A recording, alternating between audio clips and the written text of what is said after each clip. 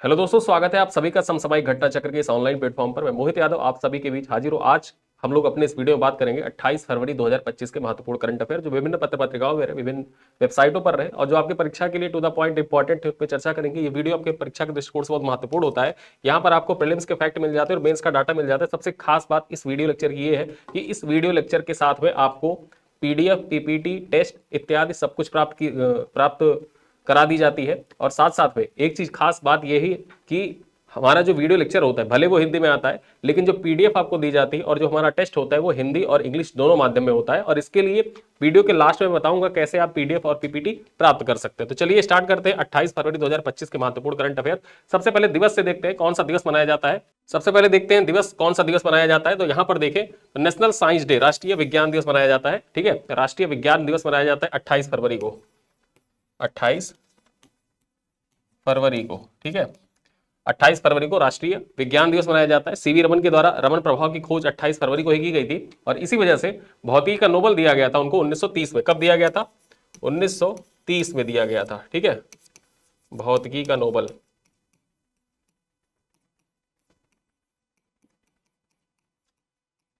ठीक है, ये पॉइंट याद रखना। भौतिकी का नोबेल पुरस्कार प्रदान किया गया था सीवी रमन को रमन इफेक्ट की खोज के लिए। 28 फरवरी को रमन इफेक्ट की खोज हुई थी, इसलिए प्रदान किया जाता है। ना कि आप लोग ये सोचिए कि रमन जो सीवी रमन थे उनकी जयंती होती है, जयंती के उपलक्ष्य में नहीं, रमन प्रभाव की खोज के उपलक्ष्य में मनाया जाता है राष्ट्रीय विज्ञान दिवस। अब यहाँ पर राष्ट्रीय विज्ञान दिवस के बारे में जान लेते हैं। राष्ट्रीय विज्ञान दिवस 2025, ठीक है, राष्ट्रीय विज्ञान दिवस 2025 के बारे में जान लेते हैं। हर साल 28 फरवरी, ठीक है, यानी कि हर साल मनाया जाता है। ये 28 फरवरी के दिन मनाया जाता है, 28 फरवरी को मनाया जाता है राष्ट्रीय विज्ञान दिवस। इस साल का थीम क्या है? इस साल का थीम जान लेते हैं।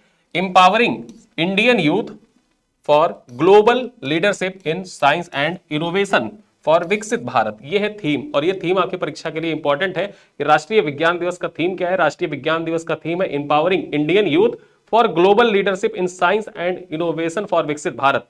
ये आपके परीक्षा के दृष्टिकोण से बहुत महत्वपूर्ण है, आपसे एग्जाम में पूछा भी जा सकता है इसका थीम। इसी वजह से ये थीम याद रखना। ठीक है, सोते जगते हमेशा आपको ये थीम याद रहनी चाहिए कि राष्ट्रीय विज्ञान दिवस की थीम क्या थी और राष्ट्रीय विज्ञान दिवस मनाया कब जाता है, 28 फरवरी को। चलो खबरों पर चर्चा करें तो यहां पर जानते हैं हमारी पहली खबर क्या है। अनंत अंबानी की पहल वनतारा जो है, इसको प्रतिष्ठित प्राणी मित्र पुरस्कार से सम्मानित किया गया है। जो अनंत अंबानी की पहल है वनतारा, गुजरात में अवस्थित है और इसको किस सम्मान से सम्मानित किया गया? प्राणी मित्र राष्ट्रीय पुरस्कार से इसको सम्मानित किया गया है। ठीक है, यह भारत सरकार की ओर से कॉर्पोरेट श्रेणी में के तहत पशु कल्याण के लिए दिया जाने वाला सर्वोच्च सम्मान है। ठीक है, पशुओं के कल्याण के लिए दिया जाने वाला भारत सरकार की ओर से जो ये प्राणी मित्र राष्ट्रीय पुरस्कार है, सर्वोच्च सम्मान है, किसको दिया गया है? ये प्रदान किया गया है वनतारा को। ठीक है, वनतारा जो है ये पहल है किसकी? यहां पर आप देख सकते हैं अनंत अंबानी की। आगे बात करें, 27 फरवरी को नई दिल्ली में विज्ञान भवन में आयोजित एक समारोह में मत्स्य पालन, पशुपालन एवं डेयरी राज्य मंत्री एसपी सिंह बघेल, ठीक है, एसपी सिंह बघेल ने यह पुरस्कार वनतारा के सीईओ किसको दिया है? जो वनतारा के सीईओ हैं, नाम क्या है? विवान करणी, इनको प्रदान किया है। ठीक है, आगे बात करें वनतारा के बारे में जान लेते हैं। यह केंद्र हाथियों के लिए विशेष रूप से तैयार किया गया। किसके लिए? हाथियों के लिए तैयार किया गया। यहां आप देख सकते हैं वनतारा जो है इसको हाथियों के लिए विशेष रूप से तैयार किया गया है। और ये कितने एकड़ में फैला हुआ है? तो 998 एकड़ के जंगल में वनतारा फैला हुआ है। ठीक है, कहां पर अवस्थित है? गुजरात में अवस्थित है। चलो अगली खबर में बात करें। भारत के 8 दिवसीय दौरे पर बेल्जियम की राजकुमारी, भारत के 8 दिन के दौरे पर आ रही हैं बेल्जियम की राजकुमारी। कब आ रही हैं? 1 मार्च को आ रही हैं, यानी कल ये आएंगी। इनका नाम जान लेते हैं, क्या नाम है इनका? बेल्जियम की राजकुमारी एस्ट्रिड। क्या नाम है इनका? एस्ट्रिड। ये 1 मार्च को अपनी 8 दिवसीय दौरे पर दिल्ली पहुंचेंगी।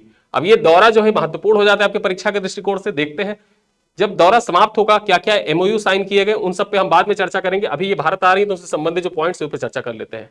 इसी दौरान जब ये भारत आएंगी तो 8 दिवसीय यात्रा के दौरान वह एक उच्च स्तरीय आर्थिक मिशन, ठीक है, उच्च स्तरीय आर्थिक मिशन का नेतृत्व करेंगी, जिसका उद्देश्य क्या है? इसका उद्देश्य है नवीकरणीय ऊर्जा, स्वास्थ्य, विज्ञान, परिवहन और रसद के प्रमुख क्षेत्रों में द्विपक्षीय सहयोग को बढ़ावा देना। यानी भारत और बेल्जियम के बीच में द्विपक्षीय सहयोग, और वो द्विपक्षीय सहयोग कौन कौन से क्षेत्र में?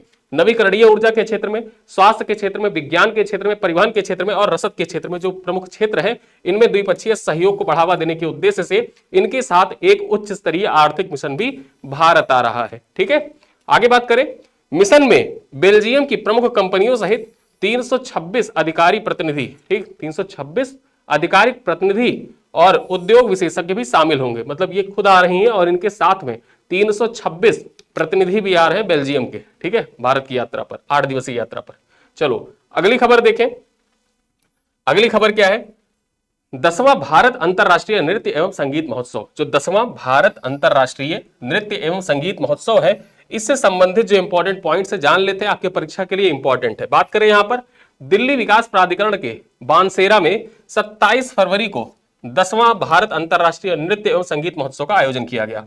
इस मौके पर विदेश मंत्री डॉक्टर एस जयशंकर व उपराज्यपाल वीके सक्सेना बतौर मुख्य अतिथि यहां पर शामिल हुए। ठीक है, यहां पर हम बात करें तो एस जयशंकर और जो दिल्ली के उपराज्यपाल है वीके सक्सेना, ठीक है, इस 10वें भारत अंतरराष्ट्रीय नृत्य एवं संगीत महोत्सव में मुख्य अतिथि के तौर पर सम्मिलित हुए थे। और इसका आयोजन कब किया गया था? 27 फरवरी को किया गया था। कहां पर? दिल्ली विकास प्राधिकरण के बानसेरा में किया गया था। ठीक है, यह आयोजन जो हुआ था किसके द्वारा किया गया था? भारतीय सांस्कृतिक संबंध परिषद, भारतीय सांस्कृतिक संबंध परिषद जो है इसी की तरफ से इसका आयोजन किया गया था। यह आपके परीक्षा के लिए इंपॉर्टेंट है कि 10वां भारत अंतरराष्ट्रीय नृत्य एवं संगीत महोत्सव का आयोजन किसके द्वारा किया गया था?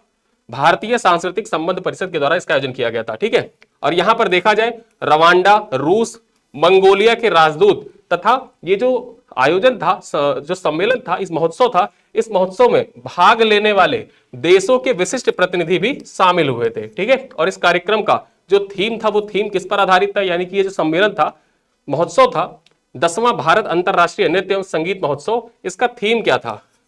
ठीक, इसका थीम क्या था? किस थीम पर यह आधारित था? तो ये वसुधैव कुटुंबकम की थीम पर आधारित था। वसुधैव कुटुंबकम की थीम पर आधारित था भारत अंतरराष्ट्रीय नृत्य एवं संगीत महोत्सव। नाम से पता चलता है भारत और अंतरराष्ट्रीय जुड़ाव का प्रतीक है, और वसुधैव कुटुंबकम जो इसका था थीम था, मुख्य थीम। ठीक है, इसी विषय पर आयोजित किया गया था। आगे बात करें, अगली खबर क्या है? यूएन में हिंदी समाचार के लिए भारत संयुक्त राष्ट्र के बीच समझौता। ठीक है, जो यूनाइटेड नेशन है वहां पर हिंदी समाचार के लिए किसके किसके बीच समझौता हुआ है? भारत और संयुक्त राष्ट्र के बीच में समझौते ज्ञापन पर हस्ताक्षर किया गया है। पॉइंट्स क्या है, चर्चा कर ले।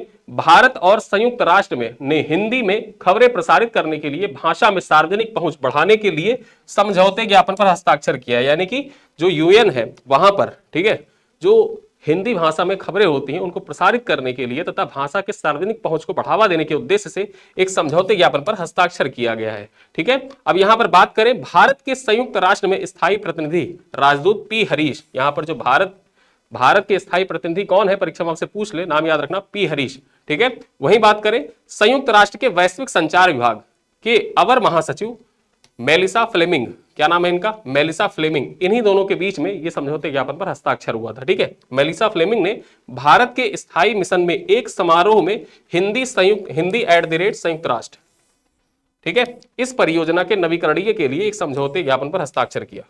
तो यहां पर ये आपके परीक्षा के दृष्टिकोण से इंपॉर्टेंट हो जाता है कि यूएन में हिंदी भाषा में खबरें प्रसारित करने के लिए भारत और संयुक्त राष्ट्र के बीच में समझौता हुआ है। इस समझौते ज्ञापन में किसने किसने हस्ताक्षर किया? तो पी हरीश ने, जो संयुक्त राष्ट्र में स्थायी प्रतिनिधि है। ठीक है, और वहीं पर जो वैश्विक संचार विभाग है, ठीक है, संयुक्त राष्ट्र का, उसके जो अवर महासचिव है मेलिसा फ्लेमिंग, इनके द्वारा हस्ताक्षर किया गया। ठीक है, और यह परियोजना कौन सी परियोजना थी? हिंदी संयुक्त राष्ट्र, हिंदी यूनाइटेड नेशन आप इंग्लिश में कह सकते हैं, ये परियोजना है। ठीक है, चलो अगली खबर पर बात करें। निजी कंपनी का अंतरिक्ष यान चंद्रमा के दक्षिणी ध्रुव के लिए रवाना हो गया है। अब ये निजी कंपनी है, इसके बारे में जान लेते हैं। ये तो हेडिंग थी, अब इस हेडिंग के अंतर्गत निजी कंपनी कौन सी है उसके बारे में जान लेते हैं। अमेरिका की निजी अंतरिक्ष अन्वेषण कंपनी, नाम क्या है? Intuitive machines. इंट्यूटिव मशीन्स जो है ये अमेरिका की एक निजी कंपनी है, और ये चंद्रमा की यात्रा के लिए प्रक्षेपित कर दिया गया है। बेसिकली ये जाएगा चंद्रमा के दक्षिणी ध्रुव पर, वहां पर उतरेगा, और इसके द्वारा क्या परीक्षण किया जाएगा? इसके द्वारा परीक्षण किया जाएगा, जल की खोज की जाएगी दक्षिणी ध्रुव पर। साथ ही साथ एक विशेष परीक्षण ये किया जाएगा, मोबाइल नेटवर्क का पता किया जाएगा। क्या मोबाइल नेटवर्क वहां, ऐसा मतलब मोबाइल नेटवर्क संचार स्थापित हो सकता है या नहीं, इस चीज का पता लगाएगा ये अंतरिक्ष यान। इससे संबंधित कुछ पॉइंट्स और भी जान लेते हैं। इस यान का लक्ष्य ड्रोन के साथ चंद्रमा के दक्षिणी ध्रुव पर जेट ब्लैक क्रेटर, कहां पर? जेट ब्लैक क्रेटर के निकट पहुंचना है। चंद्रमा के इस हिस्से पर सूरज की रोशनी कभी नहीं पड़ती। जो जेट ब्लैक क्रेटर है यहां पर सूर्य की रोशनी कभी नहीं पड़ती है। ठीक है, और ये जो यान है 6 मार्च को चंद्रमा की सतह पर पहुंच जाएगा। जो ये यान है कब पहुंचेगा चंद्रमा की सतह पर? 6 मार्च को पहुंच जाएगा। आगे बात कर ले, टेक्सास स्थित इंट्यूटिव, ठीक, इंट्यूटिव मशीन्स के अंतरिक्ष यान का नाम क्या है? इसका नाम है एथेना। ठीक है, और इस अंतरिक्ष यान, जो ये अंतरिक्ष यान भेजा जा रहा है, इसका नाम क्या है? एथेना। परीक्षा में आपसे पूछ सकता है कि निम्नलिखित में से एथेना अंतरिक्ष यान निम्नलिखित में से किसका अंतरिक्ष यान है? 4 नाम दे देगा, ब्लू ओरिजिन, स्पेस एक्स, ठीक है, फिर उसके बाद में फाल्कन और या इंट्यूटिव मशीन्स, 4 ऑप्शन देगा, वहां पर आप टिक करिएगा इंट्यूटिव मशीन्स। और ये 6 मार्च को चंद्रमा के दक्षिणी ध्रुव पर पहुंचेगा, कहां पर? जेट ब्लैक क्रेटर पर, ठीक है। और ये जेट ब्लैक क्रेटर की बात करें तो यहां पर कभी सूर्य की रोशनी नहीं पड़ती है, परीक्षा में से जेट ब्लैक क्रेटर भी पूछ सकता है कि चर्चा में रहा जेट ब्लैक क्रेटर किस ग्रह पर उपस्थित है या किस उपग्रह पर अवस्थित है, ठीक है, या कहां पर अवस्थित है, ऐसे ही पूछ सकता है, ठीक है। तो यहां पर आप याद रखना चंद्रमा पर अवस्थित है जेट ब्लैक क्रेटर। अगली खबर बात करें, उड़ीसा में 7 लाख ऑलिव रिडले कछुए अंडे देने पहुंचे। ये आज की खबर है, आज के अमर उजाला न्यूज़पेपर में आया हुआ था। और जान लेते हैं यहां पर जो ऑलिव रिडले टर्टल है, इनका आईयूसीएन स्टेटस आपके परीक्षा के दृष्टिकोण से इंपॉर्टेंट हो जाता है, उस दृष्टिकोण से खबर पे भी चर्चा कर लेते हैं और कहां पर ये आए थे ये भी जानेंगे। ओडिशा के गंजम जिले में ऋषिकुल्या नदी, ये नदी का नाम याद रखना, कौन सी? ऋषिकुल्या नदी, ये चर्चा में है और इस वजह से प्लेसेस इन न्यूज के दृष्टिकोण से ऋषिकुल्या नदी इंपॉर्टेंट हो जाती है, ठीक है। अब ऋषिकुल्या नदी के तट पर इस साल रिकॉर्ड 6.82 लाख से अधिक लुप्त प्राय ऑलिव रिडले कछुए अंडे देने के लिए पहुंचे। यह संख्या पिछले साल से 50,000 की ज्यादा है। पिछले साल जितने पहुंचे थे उससे ज्यादा इस बार पहुंचे। यहां पर आप देख सकते हैं कितने सारे कछुए यहां पहुंचे हैं, ठीक है। कुछ अधिकारी खड़े होकर यहां पे जांच कर रहे हैं, ठीक है, फोटो में आप देख सकते हैं। आगे हम बात कर ले, 2023 में कुल 6.37 लाख कछुए तट पर पहुंचे थे, जबकि 2022 में यह संख्या 5.5 लाख थी, ठीक है। आगे बात करें, विशेषज्ञों का कहना है कि अनुकूल जलवायु परिस्थितियों के कारण इस वर्ष अधिक संख्या में कछुओं का आगमन हुआ है। जो अनुकूल जलवायु है ऑलिव रिडले कछुओं के लिए, वो ऋषिकुल्या नदी के आसपास अनुकूल जलवायु है और इसी कारण से जो ऑलिव रिडले टर्टल है वो ऋषिकुल्या नदी के आसपास इस बार ज्यादा संख्या में देखे गए, उन्होंने ज्यादा संख्या में अंडे दिए। अब यहां पर ऑलिव रिडले कछुए की सुरक्षा स्थिति जान लेते हैं। इसकी सुरक्षा स्थिति क्या है? देखिए, सबसे पहले जानते हैं वन्यजीव संरक्षण अधिनियम 1972 के तहत इसको किस सूची में शामिल किया गया। जो वन्यजीव संरक्षण अधिनियम है वहां पर इसको अनुसूची 1 में रखा गया है, ठीक है, अनुसूची 1 में रखा गया है। आईयूसीएन की जो रेड लिस्ट होती है उसमें देखा जाए वनरेबल यानी सुभेद्य कैटेगरी में रखा गया है। सुभेद्य की श्रेणी में रखा गया है, इंग्लिश में आप वनरेबल समझ सकते हैं। और साइट्स की बात कर ले, साइट्स में तो यहां पर साइट्स को इसको परिशिष्ट 1 में रखा गया है। किसमें? परिशिष्ट 1 में रखा गया है, साइट्स की सूची में, ठीक है। तो यहां पर ये आपके परीक्षा के दृष्टिकोण से तीनों पॉइंट इंपॉर्टेंट होते हैं। किस किस में रखा गया? सूची 1 में रखा गया, सूची 2 में रखा गया, सुभेद्य, वनरेबल, ये सारी चीजें परीक्षा में पूछी जाती है। तो इस वजह से सिर्फ इतने पॉइंट को बताने के लिए ये पूरी खबर आपको बतानी पड़ी है। और यहां पर ये नदी का नाम याद रखना, ऋषिकुल्या नदी निम्नलिखित में से किस राज्य में बहती है? एग्जाम में सीधे पूछेगा। ओडिशा में बहती है, ओडिशा के गंजम जिले में। चलिए अगली खबर क्या है, दुनिया के 24 सुपर बिलियनियर में भारत के अंबानी और अडानी, ये अमर उजाला की खबर है। और यहां पर बात करते हैं इससे संबंधित जो महत्वपूर्ण पॉइंट्स हैं, देखते हैं। दुनिया भर के 24 सुपर बिलियनियर की सूची, भारत में मुकेश अंबानी और गौतम अडानी शामिल है। जो 24 बिलियनियर की सूची है उसमें भारत की ओर से देखा जाए तो 2 लोग शामिल है, गौतम अडानी और Mukesh Ambani. Global wealth intelligence firm Altrata, किसके द्वारा? अल्ट्राट इसका नाम है, इसी ने यह लिस्ट तैयार की है, ठीक है, अल्ट्राट ने तैयार की है। ग्लोबल वेल्थ इंटेलिजेंस फर्म है अल्ट्राट। आगे बात करें, इस लिस्ट में टेस्ला के मालिक एलन मस्क सबसे ऊपर है, मतलब शीर्ष स्थान किसका है? एलन मस्क का है। उनकी कुल संपत्ति कितनी है? उनकी कुल संपत्ति है 419.4 अरब डॉलर, ठीक है। आगे बात करें, वॉल स्ट्रीट जर्नल में प्रकाशित लिस्ट के अनुसार अंबानी 17वें स्थान पर है। जो मुकेश अंबानी है उनका कौन सा स्थान है? 17वें स्थान पर है। और अडानी का कौन सा स्थान है? और अडानी का स्थान है 21वां, ठीक है। तो यहां पर नाम इंपॉर्टेंट हो जाता है। अडानी का कौन सा स्थान है? 21वां। और उसके बाद में मुकेश अंबानी का कौन सा स्थान है? 17वां स्थान है। यहां पर शीर्ष स्थान पर कौन है? एलन मस्क है, कंपनी का नाम है टेस्ला स्पेसएक्स। दूसरे नंबर पर जेफ बेजोस को रखा गया है। तीसरे पे बर्नार्ड अर्नाल्ड को रखा गया है। चौथे नंबर पर देखा जाए तो लैरी एलिसन को रखा गया है। और 5वें नंबर पे मार्क जुकरबर्ग को रखा गया है। वहीं पर सूची में देखा जाए तो मुकेश अंबानी 17वें स्थान पर और गौतम अडानी जो है वो 21वें स्थान पर है, ठीक है। तो ये पॉइंट आपके परीक्षा के लिए इंपॉर्टेंट हो जाता है। यहां पर ये पॉइंट याद रखिएगा कि 24 सुपर बिलियनियर की जो लिस्ट जारी की गई थी उसमें मुकेश अंबानी का कौन सा स्थान था? 17वां स्थान था। गौतम अडानी का कौन सा स्थान था? 21वां स्थान था। पहले स्थान पर कौन है? एलन मस्क है। किसके द्वारा जारी किया गया? अल्ट्राट के द्वारा जारी किया गया, ठीक है। चलो अगली खबर पे बात करें, रूसी शतरंज ग्रैंड मास्टर का मॉस्को में निधन हो गया। रूसी शतरंज ग्रैंड मास्टर थे, इनका मॉस्को में निधन हो गया, इनके बारे में जान लेते हैं। रूस के शतरंज ग्रैंड मास्टर एवं 10वें विश्व चैंपियन, ये 10वें विश्व चैंपियन भी थे और रूस के शतरंज ग्रैंड मास्टर थे। नाम क्या था? बोरिस स्पैस्की, ठीक है, इनका नाम था बोरिस स्पैस्की, इनका नाम था। इनका मॉस्को में निधन हो गया है, ठीक है। परीक्षा में आपसे पूछा जा सकता है कि हाल ही में चेस प्लेयर बोरिस स्पैस्की का निधन हो गया। ये किस देश से संबंधित थे, किस देश से इनका संबंध था? तो इनका संबंध जो था वो रूस से था और ये 10वें विश्व चैंपियन भी थे, 10वें विश्व चैंपियन शतरंज के थे। इस वजह से आपका नाम परीक्षा के दृष्टिकोण से इंपॉर्टेंट हो जाता है। ठीक है, अगली बात करें, अगली खबर है प्रसिद्ध ओडिया अभिनेता उत्तम मोहंती। उत्तम मोहंती का 66 वर्ष की आयु में निधन हो गया। ठीक है, ओडिया अभिनेता थे उत्तम मोहंती, इनका हाल ही में निधन हो गया है। बात कर ले संबंधित पॉइंट्स क्या है। प्रसिद्ध ओडिया फिल्म अभिनेता उत्तम मोहंती का 66 वर्ष की आयु में 27 फरवरी 2024 की रात गुरुग्राम में निधन हो गया है। वे लीवर सिरोसिस की गंभीर बीमारी से जूझ रहे थे। लीवर सिरोसिस बीमारी के कारण इनका देहांत हो गया है उत्तम मोहंती का। आगे हम बात कर ले, उन्होंने 130 से अधिक ओडिया फिल्मों में, ठीक है, 130 से अधिक ओडिया फिल्मों में अभिनय किया है। ओडिया के अलावा उन्होंने 30 बंगाली फिल्मों और हिंदी फिल्म नया जहर में भी काम किया है। ठीक है, इनकी हिंदी फिल्म का नाम याद रखना। जो ये ओडिया अभिनेता है, इन्होंने कौन सी हिंदी फिल्म में काम किया है? नया जहर नाम की एक हिंदी फिल्म थी, तो नया जहर हिंदी फिल्म में इन्होंने कार्य किया है। ठीक है, और ये नाम आपकी परीक्षा के दृष्टिकोण से इंपॉर्टेंट हो जाता है। क्यों? आरओ की परीक्षा आपको याद होगा। ठीक है, आरओ 2023 11 फरवरी या 12 फरवरी को था। ठीक है, 11-12 फरवरी को पढ़ा था। उसमें जो क्रोनोलॉजी था, कैसा क्रोनोलॉजी पूछा? उसमें क्रोनोलॉजी पूछा जो देहांत हुआ है वैसी क्रोनोलॉजी पूछी थी। तो इस दृष्टिकोण से याद रखना 27 फरवरी को उनका देहांत हुआ, इसी वजह से इंपॉर्टेंट हो जाता है उत्तम मोहंती का नाम।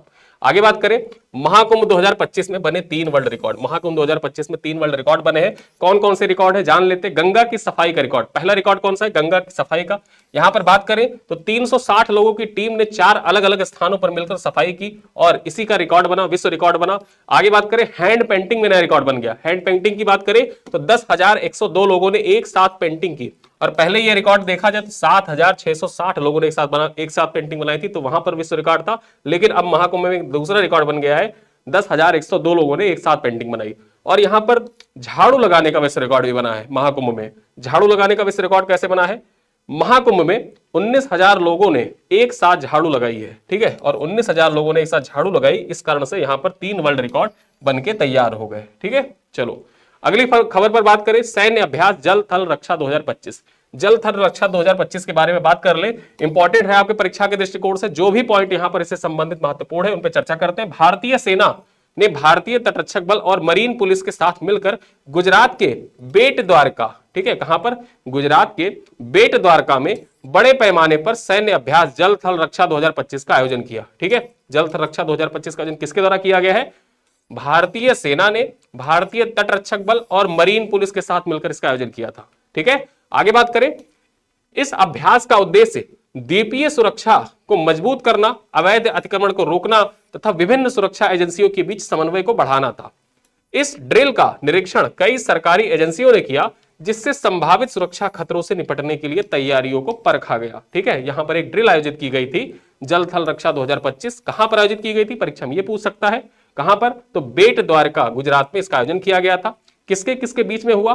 भारतीय सेना, तटरक्षक बल और मरीन पुलिस, तीनों ने मिलकर किया और यहां पर एक ड्रिल का आयोजन किया गया, जिससे जो निरीक्षण है एजेंसियों का, जो सरकारी एजेंसियां हैं उनका निरीक्षण किया गया। और इसके आयोजन के पीछे उद्देश्य यही था कि जो द्वीपीय सुरक्षा है उसको मजबूत करना, द्वीपीय सुरक्षा को मजबूत करना, अवैध अतिक्रमण को रोकना तथा विभिन्न सुरक्षा एजेंसियों के बीच में समन्वय को बढ़ावा देना, इसका मूल उद्देश्य था।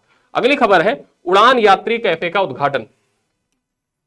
उड़ान यात्री कैफे, अब जैसे आप जाते हैं एरोप्लेन से, अगर आप यात्रा किए होंगे, जो बोर्डिंग एरिया होता है, बोर्डिंग एरिया में कैफे खुले होते हैं और उन कैफे में अगर जो आप जाते हैं तो अच्छा खासा दाम आपसे, एक पानी की बोतल भी आप खरीदेंगे ना तो अच्छा खासा दाम आपसे पे करवा लिया जाता है। तो उसी वजह से देखा जाए उड़ान यात्री कैफे स्टार्ट किया गया है और यहां पर जो अफोर्डेबल प्राइस पे आपको सारी चीजें मिलेंगी। जैसे लिस्ट भी आई थी कि आपको कॉफी भी मिलेगी तो वो 10 रुपए की मिलेगी, फिर उसके बाद में चाय, अगर जो आप चाय पीते हैं चाय भी आपको 10 रुपए मिल जाएगी, पानी की बोतल 10 रुपए मिल जाएगी, ये सारी चीजें उसमें थी। ठीक है, तो वही है उड़ान यात्री कैफे, आपके परीक्षा के लिए इंपॉर्टेंट है। केंद्रीय नागरिक उड्डयन मंत्री श्री राम मोहन नायडू किंजरापू ने चेन्नई अंतरराष्ट्रीय हवाई अड्डे पर, कहां पर? चेन्नई अंतरराष्ट्रीय हवाई अड्डे पर उड़ान यात्री कैफे का उद्घाटन किया, जो इस पहल के तहत दूसरा कैफे है। अब दूसरा कैफे है तो पहला कैफे कहां खुला था उसके बारे में भी जान लेते हैं। यह कदम यात्रियों की सुविधा बढ़ाने और हवाई यात्रा को अधिक सुलभ, किफायती और सहज बनाने की दिशा में एक महत्वपूर्ण कदम है। इससे पहले पहला उड़ान यात्री कैफे कब खोला गया था? ये 19 दिसंबर 2024 को कोलकाता के नेताजी सुभाष चंद्र बोस अंतरराष्ट्रीय हवाई अड्डे पर ठीक है, उनके 100वें वर्षगांठ के उपलक्ष्य में शुरू किया गया था। ठीक है, 100वें वर्षगांठ के उपलक्ष्य में स्टार्ट किया गया था। आगे बात कर ले, तुहिनकांत पांडे सेबी के नए अध्यक्ष नियुक्त। जो तुहिनकांत पांडे हैं सेबी के नए अध्यक्ष नामित किए गए हैं। यहां पर बात करें, भारत के वित्त सचिव तुहिनकांत पांडे को भारतीय प्रतिभूति एवं विनिमय बोर्ड सेबी, शॉर्ट में जिसको आप सेबी कहते हैं, कि 11वां अध्यक्ष नियुक्त किया गया है। उनका कार्यकाल 3 वर्षों के लिए होगा। 3 वर्षों के लिए इनको सेबी का अध्यक्ष नियुक्त किया गया। यह है तुहिनकांत पांडे। ठीक है, आगे बात करें, वह मधावी पुरुष बुच का स्थान लेंगे। किसका स्थान लेंगे? मधावी पुरुष बुच का स्थान लेंगे, जो सेबी की पहली महिला अध्यक्ष थी। जो मधावी पुरुष बुच थी, ये सेबी की पहली महिला अध्यक्ष थी और 28 फरवरी 2025 को, यानी कि आज ही इनका कार्यकाल समाप्त भी हो रहा मधावी पुरी बुच का। तो इनके स्थान पर तुहिनकांत पांडे जो है ये सेबी के नए अध्यक्ष बनेंगे। अब तुहिनकांत पांडे की नियुक्ति को 27 फरवरी 2025 को कैबिनेट की नियुक्ति समिति के द्वारा मंजूरी दे दी गई थी। ठीक है, तो यहां पर आपके परीक्षा के लिए इंपॉर्टेंट हो जाते हैं जो राष्ट्रीय नियुक्तियां होती है। राष्ट्रीय नियुक्तियों में सेबी के जो नए अध्यक्ष है, इनका नाम आपकी परीक्षा के दृष्टिकोण से बहुत महत्वपूर्ण है, याद रखिएगा। अगली खबर है, अंतरराष्ट्रीय रेडियो जीव विज्ञान सम्मेलन। अब अंतरराष्ट्रीय रेडियो जीव विज्ञान सम्मेलन आपकी परीक्षा के लिए महत्वपूर्ण है। यहां पर ध्यान दीजिए, मैं बोल रहा हूं, आप सुनते जाइए, फिर उसके बाद पीडीएफ से देख लीजिएगा, आपका रिवाइज हो जाएगा। डीआरडीओ और नाभिकीय औषधि संबंध विज्ञान संस्थान, डीआरडीओ और इनमास, ठीक है, द्वारा 27 फरवरी 2025 से 1 मार्च 2025 के दौरान मानेकशॉ सेंटर नई दिल्ली में अंतरिक्ष विकिरण, भारी आयनों और मानव अंतरिक्ष मिशन के जैविक प्रभावों, प्रणालियों एवं जैव चिकित्सा प्रक्रिया उपायों पर अंतरराष्ट्रीय रेडियो जीव विज्ञान सम्मेलन का आयोजन कर रहा है। ठीक है, किसके द्वारा किया जा रहा है? डीआरडीओ के द्वारा तथा इनमास के द्वारा मिलकर। कब से कब तक? 27 फरवरी से लेकर 1 मार्च के बीच में। कहां पर? जो मानेकशॉ स्टेडियम, मानेकशॉ सेंटर है, मानेकशॉ सेंटर दिल्ली में, वहीं पर इस अंतरराष्ट्रीय रेडियो जीव विज्ञान सम्मेलन का आयोजन किया जा रहा है। ठीक है, अब इसके बारे में और चीजें कुछ जान ले कि भारत सरकार के प्रधान वैज्ञानिक सलाहकार प्रोफेसर अजय कुमार सूद ने मुख्य अतिथि के रूप में 27 फरवरी 2025 को इस सम्मेलन का उद्घाटन किया। ठीक है, जो ये सम्मेलन है अंतरराष्ट्रीय रेडियो जीव विज्ञान सम्मेलन, इसका उद्घाटन किसके द्वारा किया गया? जो प्रधान वैज्ञानिक सलाहकार है अजय कुमार सूद, इनके द्वारा इसका उद्घाटन किया गया। और इस सम्मेलन का विषय क्या था? अंतरिक्ष विकिरण के जैविक प्रभाव।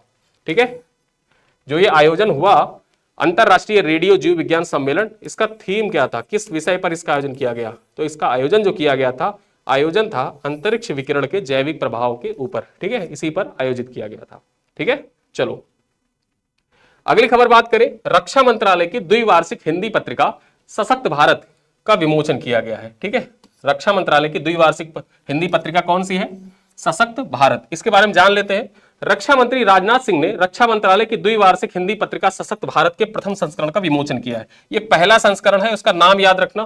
पहला संस्करण है, राजनाथ सिंह ने विमोचन किया है। और किसका है? ये रक्षा मंत्रालय का है। द्विवार्षिक, 2 सालों पे निकाली जाती है ये हिंदी पत्रिका, आपके परीक्षा के लिए इंपॉर्टेंट है। आगे बात करें, सशक्त भारत पत्रिका का उद्देश्य रक्षा मंत्रालय के कर्मचारियों की रचनात्मक प्रतिभा को मंच प्रदान करना और उन्हें अपने दैनिक कार्यकलाप हिंदी में करने के लिए प्रोत्साहित करने के उद्देश्य से ये पत्रिका का विमोचन किया गया है। इसका नाम क्या है? सशक्त भारत नाम है। किसके द्वारा विमोचन किया गया है? राजनाथ सिंह के द्वारा विमोचन किया गया। और ये पत्रिका का संबंध किससे है?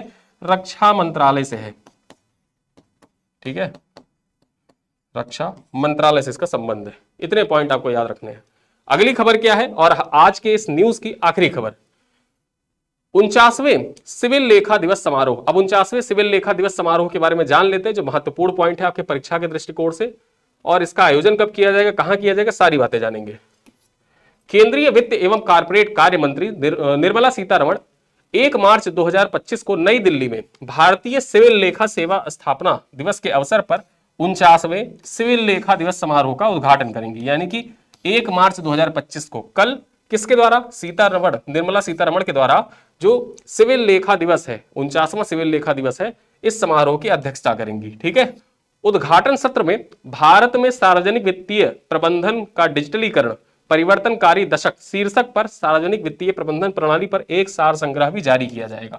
यहां पर बेसिकली एक सार संग्रह जारी किया जाएगा जो किस थीम पर आधारित होगा, उसका विषय क्या होगा? भारत में सार्वजनिक वित्तीय प्रबंधन का डिजिटलीकरण परिवर्तनकारी दशक 2014 से 2024, ये इसका शीर्षक होगा। इसी शीर्षक पर एक बुकलेट जारी किया जाएगा। सार संग्रह का मतलब आप समझ सकते हैं, बुकलेट है। ठीक है। और इस बुकलेट में देखा जाए तो सार्वजनिक वित्तीय प्रबंधन प्रणाली के बारे में सारी बातें मेंशन की होंगी, उस किताब में, उस बुकलेट में लिखी होंगी। आगे बात करें, भारतीय सिविल लेखा सेवा की स्थापना 1976 में सार्वजनिक वित्तीय प्रशासन में महत्वपूर्ण सुधार के तहत की गई थी। 1 मार्च 1976 को भारत के तत्कालीन राष्ट्रपति फखरुद्दीन अली अहमद ने केंद्र सरकार के खातों को लेखा परीक्षा कार्यों से अलग करने के संबंधी अध्यादेश जारी किए थे। तब से लेखा महानियंत्रक यानी कि सीजीए के नेतृत्व में भारत सिविल लेखा सेवा वित्तीय प्रशासन में अग्रणी रहा है, ठीक है। यानी कि 1 मार्च 1976 को जब फखरुद्दीन अली अहमद ने केंद्र सरकार के खातों के लेखा परीक्षा कार्यों के अलग करने के लिए एक अध्यादेश जारी किया, उसके बाद से लेकर देखा जाए तो लेखा महानियंत्रक के नेतृत्व में जो भारतीय सिविल लेखा सेवा है, भारतीय सिविल लेखा सेवा, ये वित्तीय प्रशासन के मामले में अग्रणी रहा है, ठीक है। तो यहां पर आज के महत्वपूर्ण खबरें जो विभिन्न पत्र पत्रिकाओं में रहे उन पे हमने चर्चा की। आज के इसी सेशन पर आधारित कुछ महत्वपूर्ण एमसीक्यू क्वेश्चन है जिनका उत्तर आपको कमेंट बॉक्स में देना होता है, डेली मैं यहां पर पूछता हूं। आज 5 क्वेश्चन आपके लिए हैं। आज का सवाल क्या क्या है, बात करें। पहला प्रश्न है, वनतारा को प्राणी मित्र राष्ट्रीय पुरस्कार से सम्मानित किया गया है, जो भारत सरकार द्वारा पशु कल्याण के लिए कारपोरेट श्रेणी में दिया जाने वाला सर्वोच्च पुरस्कार है। दूसरा कथन है, वनतारा केंद्र केवल बाघों के संरक्षण के लिए समर्पित है। अब यहां विकल्प दे रखा है, कौन सा विकल्प सही है। केवल कथन 1 सही है, केवल कथन 2 सही है, दोनों कथन सही है, या दोनों कथन गलत है। दूसरा क्वेश्चन क्या है, दूसरा प्रश्न है, कथन 1, 10वां भारत अंतरराष्ट्रीय नृत्य एवं संगीत महोत्सव वसुधैव कुटुंबकम थीम पर आधारित किया गया था, ठीक है। यहां पर देखा जाए इसका जो आयोजन हुआ था किस थीम पर हुआ था, वसुधैव कुटुंबकम की थीम पर आयोजित किया गया था। आगे बात करें, दूसरा कथन है, इस महोत्सव का आयोजन भारतीय पुरातत्व सर्वेक्षण द्वारा किया गया था। किसके द्वारा, भारतीय पुरातत्व सर्वेक्षण के द्वारा किया गया था भारत अंतरराष्ट्रीय नृत्य एवं संगीत महोत्सव, जो वसुधैव कुटुंबकम की थीम पर आधारित था। आपको बताना है कौन सा विकल्प सही है। केवल कथन 1 सही है, केवल कथन 2 सही है, दोनों कथन सही है, या दोनों कथन गलत है।